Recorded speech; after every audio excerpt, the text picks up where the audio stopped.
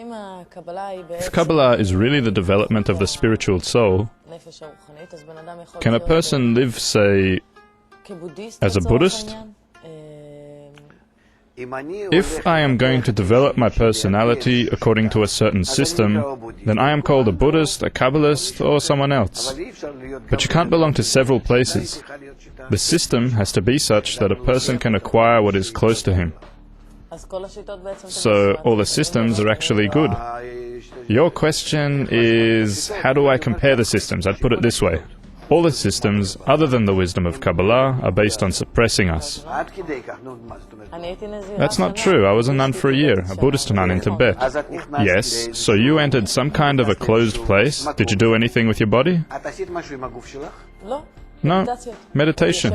I sat and meditated. In Kabbalah you also have meditation. That's not true. You don't have meditation in Kabbalah? No. Okay, fine. It's totally opposite. It's a completely opposite system. No matter how you put it, all the systems, and the systems of the East in particular, are based on destroying the desire to receive, on destroying the ego. Right. The ego. Kabbalah says that you should increase the ego? Sure. To increase the ego. Yes, the wisdom of Kabbalah is the wisdom of receiving, the wisdom of how to be filled, of how to grasp reality. But what's so good about the ego? That's why what we see is also the opposite.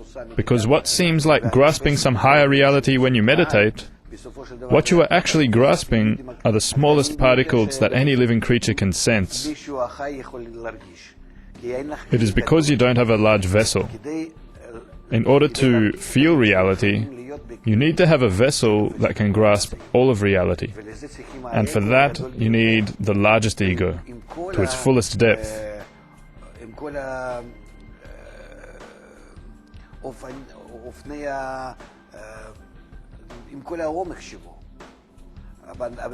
One has to be cruel and to feel himself as tight-fisted and as a careless spender and as lustful and everything. And he has to go on living with all this and not to suppress anything, but on the contrary, to develop it.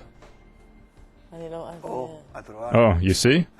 So can you be a Buddhist and a Kabbalist at the same time? No, of course not. But according to what I hear, perhaps it's better to be a Buddhist. I don't know.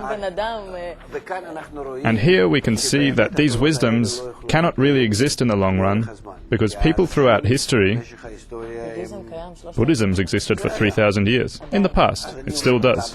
Why can't it keep developing? It is because we are developing. Our desire to receive, our ego, is constantly developing. And we can see it in China, for example, in Japan, and we can also see it in India, that in recent years, from one year to the next, there have been huge changes. People are beginning to leave the life they led for thousands of years. You're right about that. And now they begin a new life. Why? The ego that develops and starts burning in them is beginning to demand new kinds of fulfillment. A cup of rice a day just isn't enough anymore. Now they need more and more. So all the systems of suppression that you call their religious systems do not work anymore.